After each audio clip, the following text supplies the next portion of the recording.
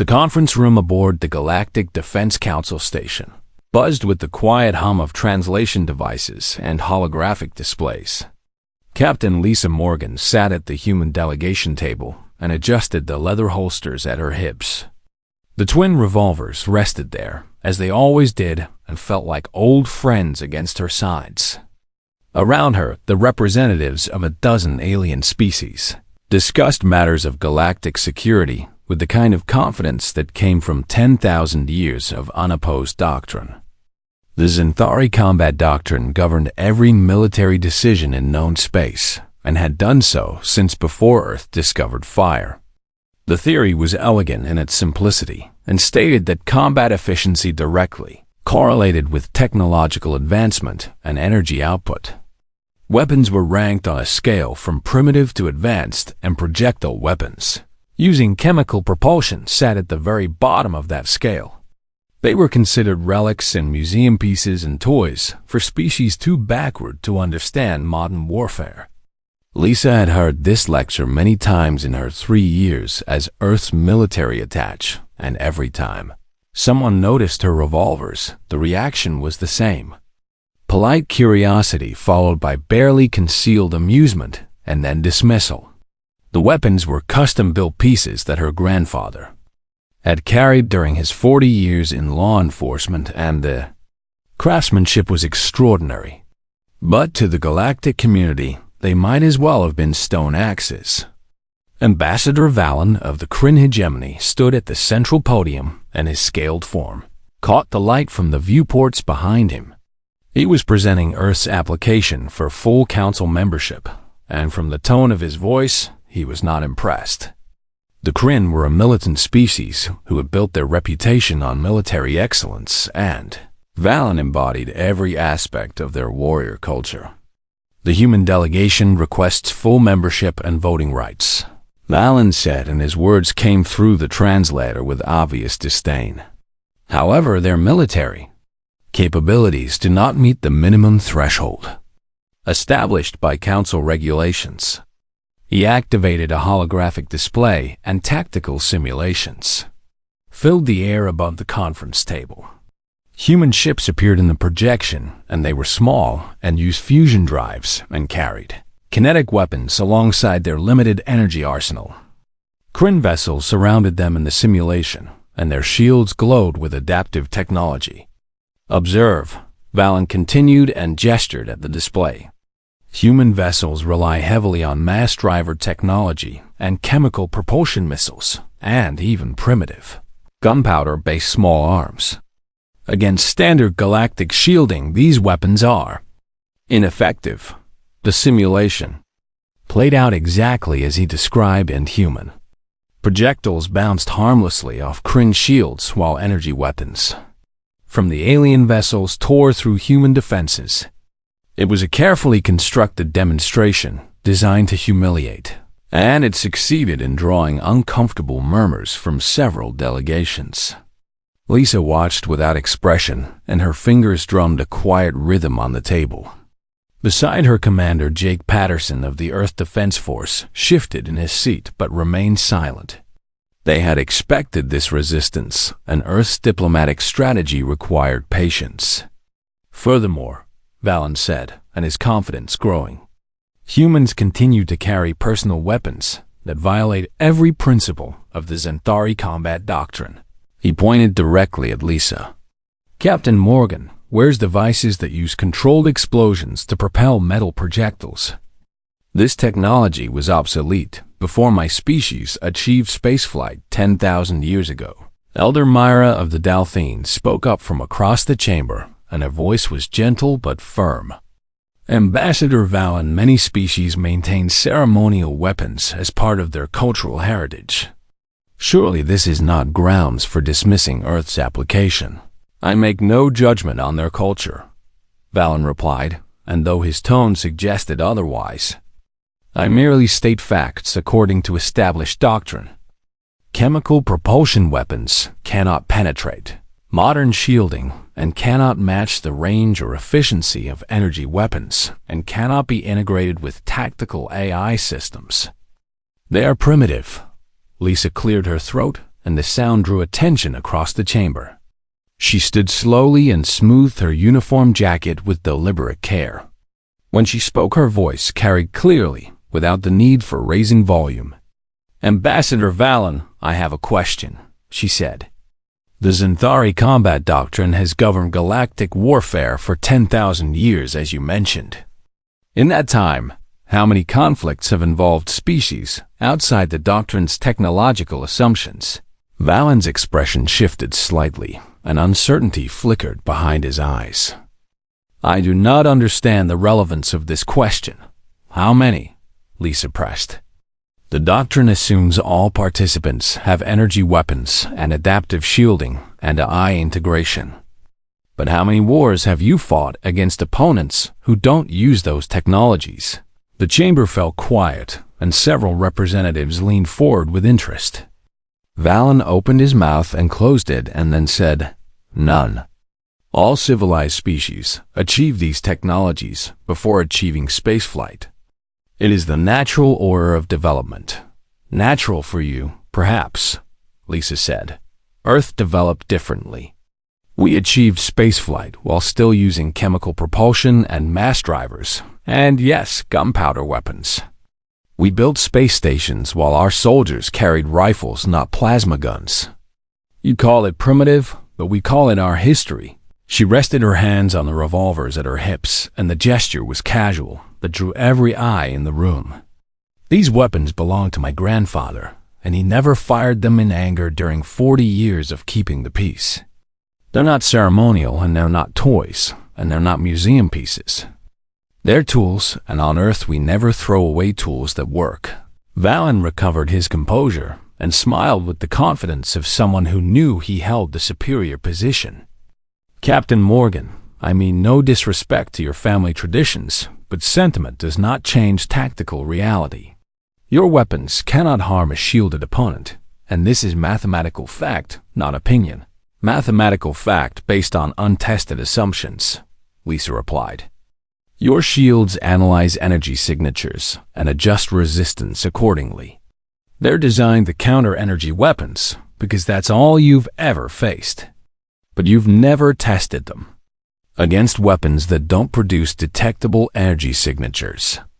Until the moment of firing, the chamber erupted in murmurs, and several military advisors began consulting their data terminals. Valen's smile faded slightly, but he maintained his authoritative stance. "The Council appreciates Earth's perspective," he said, and his tone making clear he did not.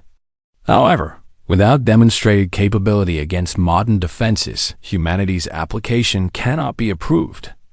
The Xanthari combat doctrine is not merely theory, and it is the foundation of galactic security." He returned to his seat, and the discussion moved to other matters, but Liza noticed several representatives watching her with new interest. Elder Mira caught her eye and gave a small nod that might have been approval or might have been sympathy. After the session ended, Jake found Lisa in the observation deck that overlooked the massive station and Earth on blue and white in the distance. "That was quite a speech," he said, "though I'm not sure it helped our case." "It planted a seed," Lisa replied. "Valen is arrogant, but he's not stupid, and he's going to wonder if I was bluffing." "Were you?" Jake asked. Lisa smiled and watched her homeworld turn slowly in the void. "The Kryn have been making moves near our colonies and expanding their territory in our direction and pushing boundaries to see if we'll push back. Sooner or later, Valen is going to escalate, and when he does, he's going to learn something important." "What's that?" "That the difference between primitive and effective," Lisa said and touched one of her revolvers, "is whether it gets the job done." 3 weeks after the council session, Earth received a formal communication through official diplomatic channels, and the message carried the seal of the Kryn hegemony. Lisa stood in the briefing room aboard the Frontier alongside Commander Jake Patterson and General Chris Bennett, who had traveled from Earth specifically for this meeting. The holographic display showed the Kryn message in stark, translated text. "A challenge," General Bennett said, and his weathered face showing no emotion. They're actually invoking the old combat trial protocols. Jake leaned forward and read the terms aloud. The Kryn hegemony formally challenges humanity to resolve our territorial dispute through sanctioned combat trials as provided for in Galactic Council Regulations Article 742. Single combat between chosen champions and best-of-one engagement, and the victor's terms to be legally binding. What are their terms? Lisa asked, though she already suspected the answer. If we lose, we cede 3 colony worlds, Jake continued. New Montana and Perth Station and the Kepler settlement. If we win, they cease all territorial expansion in human space and support our full council membership.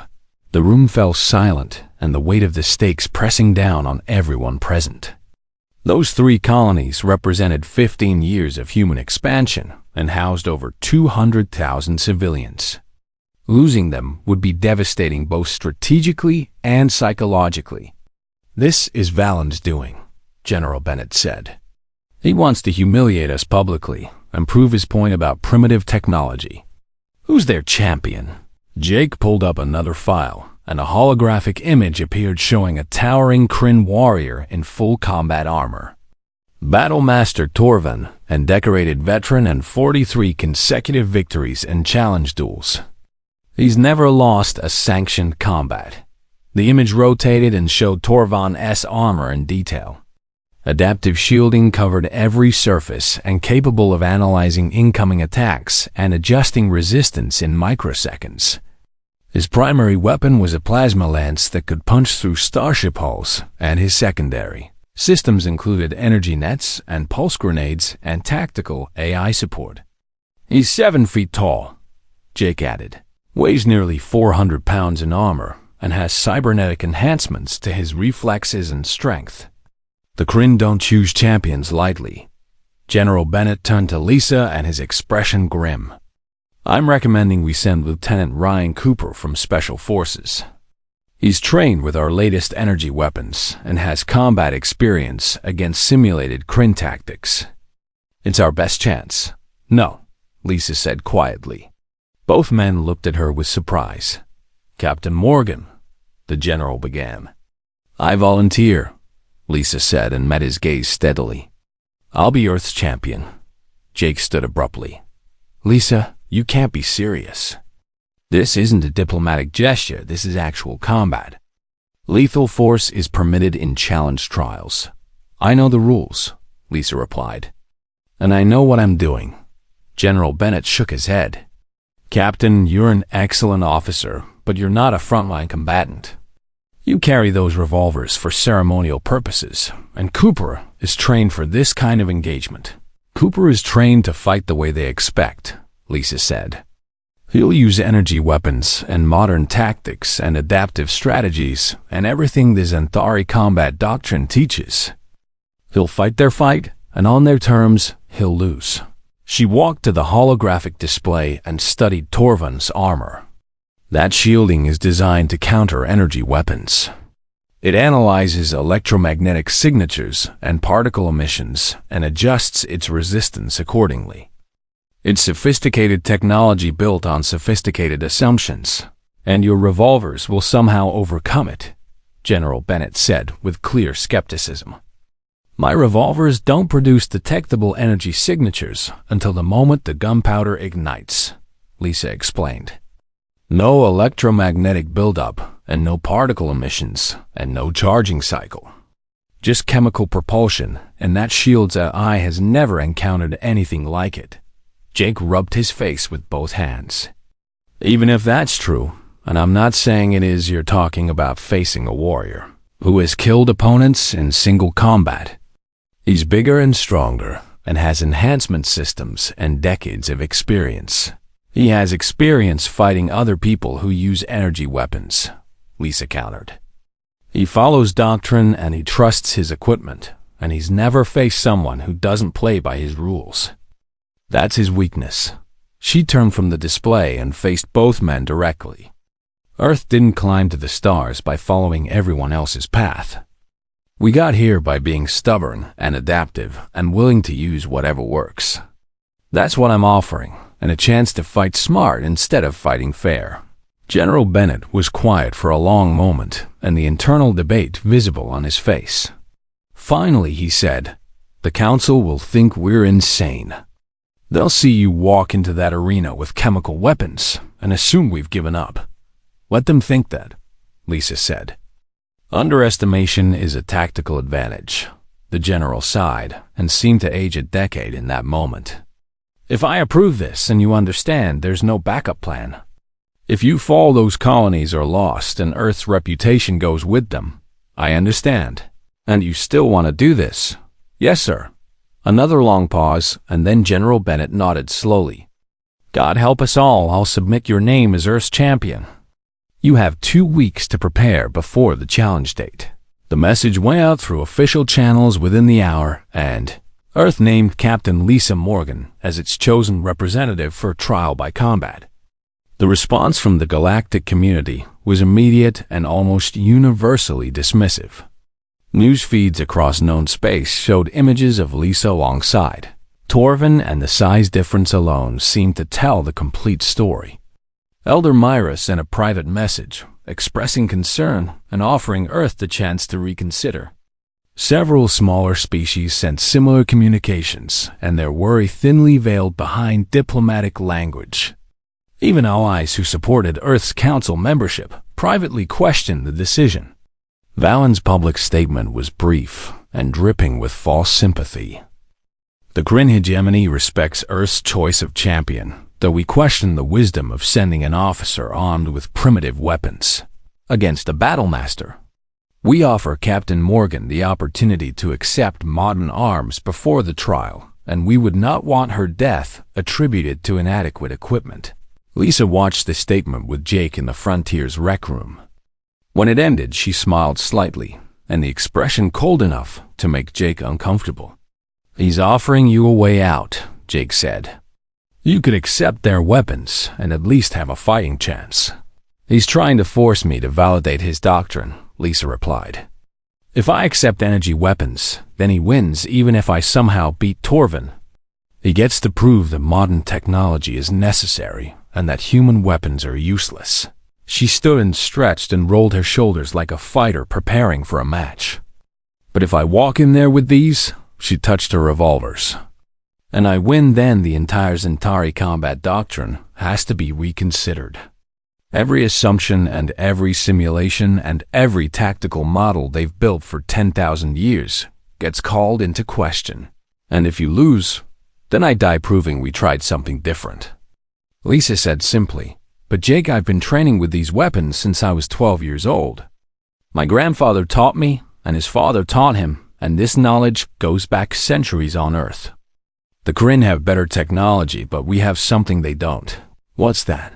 "We remember what it was like before the technology," Lisa said. "We remember how to fight when the power fails, and the shields drop, and the AI stops working. We remember that a gun is just a tool, and the person holding it matters more than the specifications." She headed for the door and paused at the threshold. 2 weeks until the challenge, and I'm going to spend every hour practicing and preparing and making sure that when I face Torvin, I'm ready. Not ready by his standards, but ready by mine." Jake watched her go, and the confidence in her stride somehow both reassuring and terrifying. He pulled up the challenge documents again and read through the terms and the stakes and the protocols. Somewhere in the back of his mind, a small voice whispered that maybe Lisa knew something the rest of the galaxy had forgotten. He hoped that voice was right, because in 2 weeks, Earth's fate would be decided by twin revolvers against a plasma lance, and the whole galaxy would be watching. The proving grounds on the neutral world of Sanctum had witnessed thousands of challenge trials over the centuries, and the arena floor bore scars from plasma fire and energy weapons and exotic technologies that most humans couldn't even name. Today, it would witness something different, though the assembled crowd didn't know that yet. Lisa stood in the challenger's entrance tunnel and listened to the roar of thousands of alien spectators filling the arena stands. Holographic displays floated above, The crowd showing odds and statistics and tactical analyses that all predicted the same outcome. Torvin was favored 97-3, and the 3% given to Lisa was described as statistical courtesy rather than actual probability. Commander Jake Patterson stood with her in the tunnel, alongside General Bennett, who had insisted on being present. The general looked like a man attending a funeral, and his jaw tight with tension. "Last chance to accept their weapons," he said, without much hope. Lisa checked her revolvers for the dozenth time, and the familiar weight of them comforting in her hands. Each cylinder held 6 rounds of custom-loaded .357 Magnum, ammunition and hollow-point bullets that her grandfather had sworn by. She had 4 speed loaders on her belt, and another 24 rounds ready if needed. "These are my weapons," she said simply. The announcement system crackled to life, and the translator rendering the words in a dozen languages simultaneously. Battlemaster Torvin of the Kryn hegemony and defender of the challenged territory. The crowd erupted as Torvin emerged from the opposite tunnel. His armor gleamed under the arena lights, and every surface covered in adaptive shielding that shimmered with barely contained energy. The plasma lance in his hands hummed with power, and the weapons reactor visible through transparent housing. He raised his arms to acknowledge the crowd, and their cheers doubled in volume.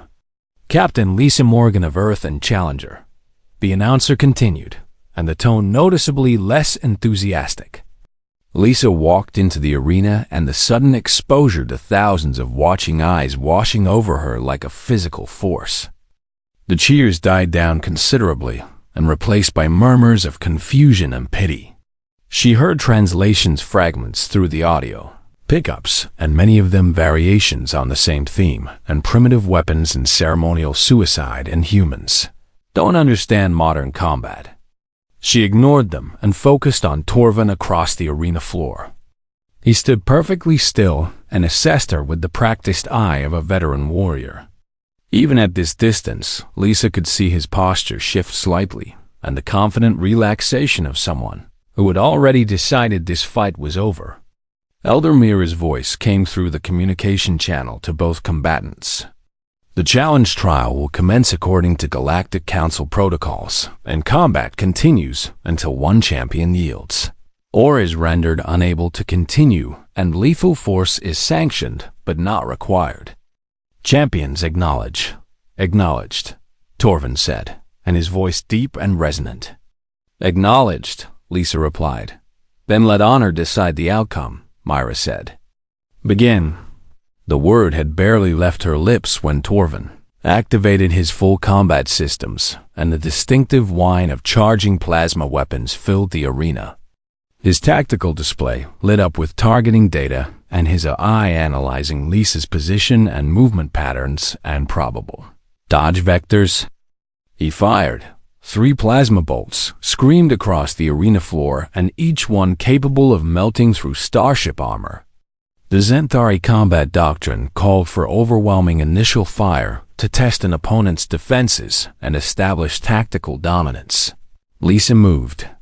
She didn't run for cover because there was none close enough, and she didn't try to dodge because plasma moves faster than human reflexes. Instead, she moved forward and to the left at an angle, and her eyes not on the plasma bolts but on Torvin himself. His shoulders had shifted slightly before firing, and his weight transferring in a pattern that telegraphed his aim points. His AI might be perfect, but his body still obeyed physics, and Lisa had spent 20 years learning to read body language in high-stress situations. The plasma bolts passed through empty air where standard evasion protocols would have taken her. Torvin's tactical display showed anomalous results, and his eye flagging the miss as outside predicted parameters. Lisa kept moving forward and closed the distance between them with steady, purposeful strides. Her hands went to her revolvers, and the leather holsters worn smooth from years of practice draws. Torvin fired again and adjusted his aim to compensate for her unexpected movement. 4 more plasma bolts, and these ones spread in a wider pattern to limit her evasion options. Lisa dropped into a slide, and her boots finding purchase on the arena floor as she went low beneath the spread. She came up from the slide with both revolvers drawn and the movement fluid as water. The crowd gasped and watching a combat maneuver that looked more like dance than warfare. Torvin's shields activated automatically as Lisa raised her weapons, and the AI system detecting the threat and cycling through response protocols. It analyzed electromagnetic signatures and found none. It searched for particle emissions and found none. It calculated energy buildups and found none. Lisa fired. The sound of gunfire cracked across the arena and harsh and primitive, and completely out of place among all the humming energy weapons.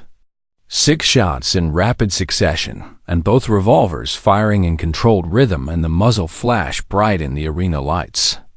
Torvin's shields flared and tried to calculate resistance. The AI system searched its entire database for similar weapon signatures and found nothing. Chemical propulsion wasn't supposed to be a threat, and adaptive shielding was designed to be effective against everything from plasma to antimatter. But the shield couldn't adjust to a threat it couldn't analyze. 5 bullets hit Torvin's armor, and the impact spreading across his chest plate and shoulder guards. The 6th caught the edge of his helmet and left a bright scoring mark. None of them penetrated fully, but the impact staggered him backward 3 steps. For the first time in 43 challenge duels, Torvin felt something he hadn't experienced in years in genuine surprise. The impacts felt wrong and primitive, and like being hit with thrown rocks, despite all his sophisticated protection. His armor registered the hits but couldn't classify the damage type and his repair systems, uncertain whether to treat this as kinetic impact or some unknown energy form. The crowd fell silent, and the statisticians and analysts suddenly uncertain of their predictions. Jake gripped the railing in the observation area hard enough to hurt his hands, and General Bennett leaned forward with new intensity in his eyes. Lisa didn't pause to admire her shots, and she kept moving and circling left while her thumbs worked the revolver hammers in 6. More rounds chambered and ready. Torvin recovered from his surprise and adjusted his tactics. If his shields couldn't stop her weapons reliably, then he would rely on his armor's thickness and his superior strength. He charged. The Kryn warrior closed the distance with impressive speed for something his size, and his plasma lance held ready to strike.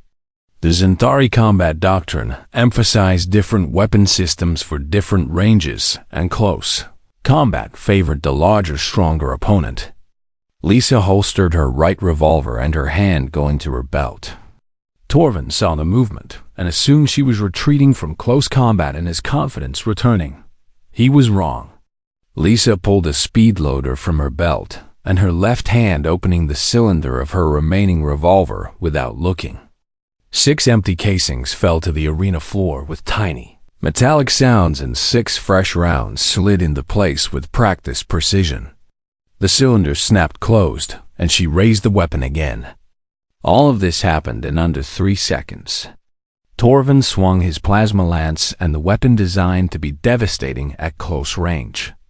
Lisa ducked under the swing and fired twice more into his knee joint where armor plates met and flexibility required thinner protection. The bullets punched through, not deeply, but enough to damage the servo mechanisms beneath, and Torvin's left leg buckled slightly. His eye flagged multiple system failures, and his shields, still unable to properly calibrate against weapons that operated on principles older than galactic civilization.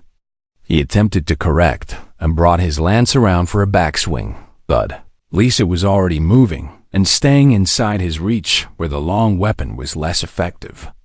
She fired twice more into his right elbow joint, and then twice into the sensor array on his helmet. Torvin's vision display cracked, and his tactical eye losing input data. His shields flickered and drained power trying to calculate responses to attacks they weren't designed to counter. For the first time, doubt crept into his mind, and the mathematical certainty of the Zentari combat doctrine suddenly seeming less absolute. The crowd found its voice again, and the murmurs rising to shouts. Holographic displays scrambled to update odds that no longer made sense, and analysts argued with each other trying to explain what they were seeing. Elder Mura watched from the council observation box, and her expression unreadable.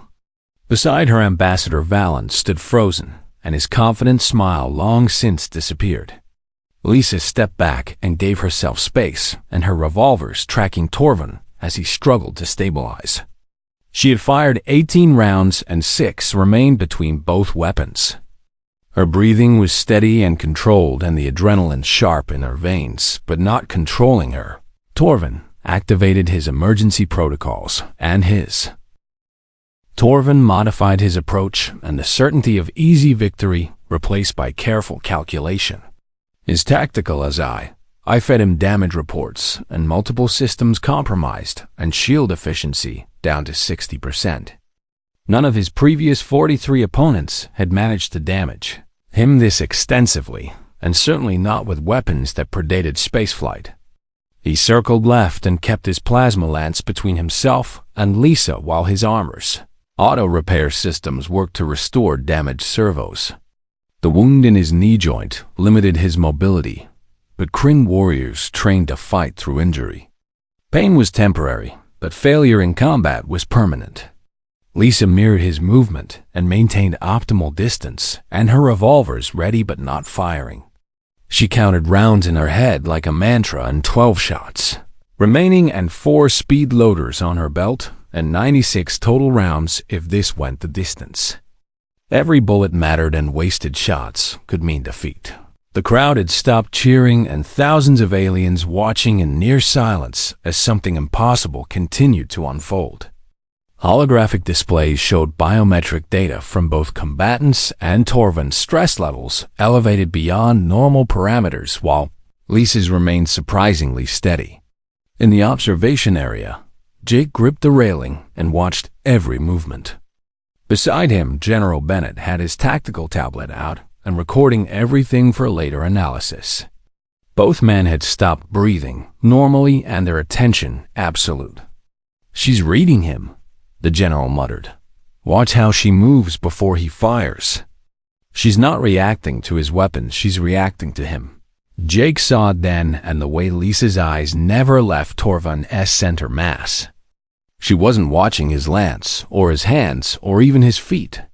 She watched his core, and where his weight shifted, and where his balance told the truth about his intentions.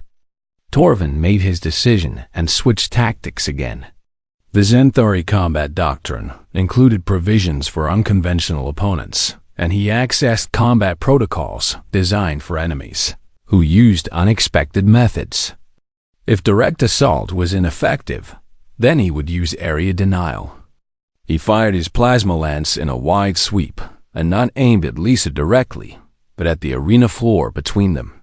The superheated plasma scorched the ground and left glowing molten tracks that created barriers to movement. He fired again and again and created a pattern of impassable terrain that forced Lisa to choose between limited approach vectors. It was solid tactical thinking based on sound doctrine, and it would have worked against any opponent using standard galactic weapons. Lisa ran, not away from the barriers but toward them, and her boots finding purchase on still cool sections of floor. She vaulted over a low molten section and rolled beneath a higher barrier and came up firing. 2 shots rang out, and both aimed at Torvin's weapon hand. The first bullet struck his gauntlet and cracked the armored plating around his wrist. The second hit the plasma lance itself and impacted the transparent reactor housing. The lance flickered, and the containment field destabilized by the physical impact. Torvin immediately shut down the weapon and standard safety protocols, activating to prevent catastrophic failure. For 3 seconds, he stood weaponless while the lance's system cycled through emergency shutdown. 3 seconds was enough. Lisa closed the distance and fired 4 more rounds into his damaged knee joint, and the concentrated fire finally punching through the compromised armor completely. Torvin's leg buckled, and his massive weight working against him as his servos failed. He dropped to one knee and his lance coming back online, but his position now severely disadvantaged. He swung the weapon in a desperate arc, but Lisa had already moved and circled behind him, where his armor's bulk limited his rotation speed. She pressed both revolvers against the back of his helmet where the armor was thinner to allow for neck movement and the barrels cool against the metal. "Yield," she said quietly. Torvin froze in his tactical display, showing him the impossible situation. His shields couldn't activate fast enough to stop point-blank shots at his armor's thinnest point, and his weapon couldn't rotate fast enough to threaten her, and his mobility was compromised. The Xanthari combat doctrine had specific guidelines for this scenario, and when defeat was mathematically certain and honor required acknowledgement. But 43 victories created habits and patterns and expectations. He had never yielded before, and every instinct screamed against it. "I can heal from bullets to the head," he said, and his translator rendering the defiance clearly. "Maybe," Lisa replied.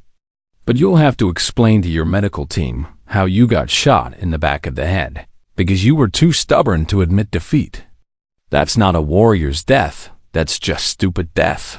The crowd held its collective breath, and thousands of beings, waiting to see if the Kryn Battlemaster would choose death over surrender. Torvin's hand moved, and not toward his weapon, but upward and open-palmed. The traditional Kryn gesture of yield. "I submit," he said, and his voice carrying across the arena. "Captain Morgan has won this trial by combat." The arena exploded in sound and shock and disbelief and confusion, all mixing into a roar that shook the stands. Holographic displays scrambled to update, and analysts argued frantically, and somewhere in the crowd a small group started chanting Lisa's name. Lisa stepped back and lowered her revolvers, but kept them ready until Torvan powered down his remaining combat systems completely. Only when his armor went into standby mode did she holster her weapons, and the leather creaking softly. She walked around to face Torvin and extended her hand toward him. The gesture confused him initially, and Kryn combat tradition didn't include helping defeated opponents. But Lisa's expression was clear, and this was respect, not pity. Torvin accepted her hand and used it to lever himself upright despite his damaged leg. The action would be analyzed later by military historians across the galaxy, and the moment when Earth's champion showed that victory didn't require humiliation. "You fought with honor," Lisa said. "Your skills are impressive, and under different circumstances this could have ended very differently. You fought unlike anything I've encountered." Torvin replied in grudging respect in his voice. "The Xanthari combat doctrine prepared me for energy weapons and plasma fire and antimatter charges. It did not prepare me for you, because the doctrine assumed everyone would fight the same way," Lisa said. "That's its flaw. It's perfect for the wars you've already fought, but useless for the ones you haven't." The medical teams rushed onto the arena floor, and both human and Kryn medical personnel ready to treat injuries. Lisa waved them off, and her only damage some bruising from the athletic maneuvers and adrenaline, still keeping the pain distant. Torvin allowed his team to stabilize his leg, and the servos whining as they locked into transport mode. Elder Mira's voice came through the arena speakers, and her tone carefully neutral. "The challenge trial has concluded according to protocols, and Captain Lisa Morgan of Earth is declared victor. The terms of the challenge are hereby binding on both parties." In the observation area, Jake let out a breath he hadn't realized he was holding, and General Bennett allowed himself a small smile. Around them, other human observers erupted in celebration, and the tension breaking like a dam. But in the Kryn observation box, Ambassador Valen stood silent, and his expression frozen between shock and calculation. Beside him, military advisors scrolled through combat data, and their previous certainties crumbling under the weight of recorded evidence. Lisa walked toward the exit tunnel, and the crowd parting to let her through. Some aliens reached out to touch her as she passed, and a gesture of respect in several cultures. Others simply stared, and trying to reconcile what they had witnessed with everything they thought they knew about warfare. Jake met her at the tunnel entrance, and his grin wide enough to hurt. "You actually did it. You beat a Kryn battlemaster with revolvers." "I beat his assumptions," Lisa corrected. "Torvin is a skilled warrior, but he trusted his doctrine too much and his own judgment too little. The moment he decided I couldn't be a threat, he had already lost." General Bennett arrived, and his tactical tablet clutched in his hands. "Captain Morgan, that was the most unorthodox combat performance I have ever witnessed, and I've been in this military for 30 years. You just rewrote every tactical manual in human space." "No, sir," Lisa said, and her fatigue starting to show now that the adrenaline was fading. "I just proved that the old manuals still work, and we just forgot to read them." She touched her revolvers and the weapons that had changed everything. "These belonged to my grandfather, and before him his father, and before that someone else, who needed reliable tools for dangerous work. They've been protecting people for over 200 years, and today they protected 3 colony worlds. They did more than that," the general said quietly. "They protected Earth's future and the galaxy. Once the Council ratifies this trial, we'll have full membership and voting rights, and most importantly, respect." Lisa nodded and then swayed slightly as exhaustion caught up with her. Jake steadied her with a hand on her shoulder. "Come on," he said. "Let's get you back to the frontier before you collapse. You can be a hero tomorrow, but today you need rest." As they walked back through the tunnels, Lisa could still hear the crowd behind them, and the sound different now, and not dismissive or pitying, but genuinely awed. In one afternoon, she had challenged 10,000. The Galactic Council convened an emergency session, exactly 12 hours after the challenge trial concluded, and the chamber filled with representatives who still struggled to process what they had witnessed. Holographic recordings played on loop showing Lisa's victory from multiple angles, and each viewing somehow making it seem less believable rather than more. Elder Myra called the session to order, and her ancient voice cutting through the murmurs and arguments. "The challenge trial between the Kryn hegemony and humanity has concluded, according to established protocols, and the outcome is legally binding regardless of personal opinions about the methods employed." Ambassador Valen stood, and his posture rigid with barely controlled emotion. "Elder Mira, the Council must consider the implications of this outcome. The Zentari combat doctrine has governed galactic warfare for 10,000 years, and if we allow primitive weapons to be considered effective, then we undermine the entire foundation of military theory." "The doctrine was not on trial," Mira replied calmly. "Battlemaster Torvin was, and he acknowledged defeat according to Kryn honor codes. Does the hegemony now claim its own warrior lacks the judgment to recognize defeat?" The question hung in the air, and Valen opened his mouth and closed it in the trap evident. Questioning Torvin's judgment would dishonor the Kryn warrior tradition, and accepting his judgment meant accepting the outcome. "The hegemony honors Battlemaster Torvan's decision," Valen said finally, and each word clearly costing him. "We will abide by the terms of the challenge. The territorial expansion into human space will cease, and we will support Earth's application for full Council membership." Collective murmur ran through the chamber, and several smaller species, who had been watching Earth with interest, now leaned forward with renewed attention. "Then let the record show," Mira announced, "that effective immediately humanity is granted provisional council status with full voting rights pending the standard integration period. Furthermore, the Kryn hegemony's territorial claims against the colonies of New Montana and Perth Station and Kepler settlement are hereby nullified."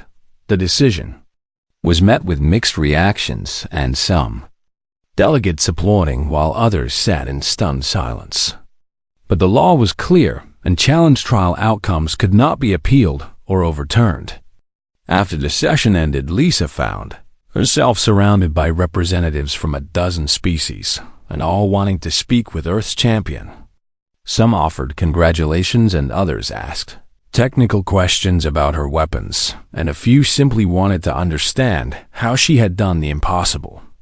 A Dalthine military advisor approached with obvious curiosity in his large eyes. "Captain Morgan, I have studied the combat recordings extensively, and I must ask how you predicted Battlemaster Torvin's attack patterns. Your evasion timing suggests precognitive abilities." Lisa smiled, and the question one she had answered several times already. "No precognition, just observation. Torvin's armor weighs over 300 pounds, and physics says his body has to shift weight before he can move or fire. I watched his center of mass and let his own movements tell me his intentions. But the Xanthari combat doctrine accounts for such tells," the advisor protested. "Modern targeting AI compensates for biological patterns. The AI compensates when it's fighting other AI," Lisa explained. "Torvin relied on his systems to aim while I relied on my eyes and training. His AI was looking for energy signatures and charge cycles and electromagnetic buildups. It wasn't looking for a person reading body language." The advisor's expression shifted to something like understanding. "You fought like someone from before technological warfare. I fought like someone who learned that technology fails and weapons jam and systems crash," Lisa replied. "On Earth, we teach people to fight as if their equipment will betray them, because sooner or later it will. The person matters more than the tools." Word of the conversation spread quickly, and military academies across the galaxy began requesting copies of Earth's combat training materials. The requests came from species who had spent centuries trusting doctrine over instinct and suddenly realizing they had forgotten fundamental skills. 3 days after the trial, Torvin requested a private meeting with Lisa aboard the Frontier. Jake wanted to refuse in concern for security obvious, but Lisa overruled him. The Kryn Battlemaster had earned the right to speak. Torvin arrived in civilian clothing and his damaged leg supported by a medical brace. He moved with visible discomfort, but refused assistance and his pride intact despite the defeat.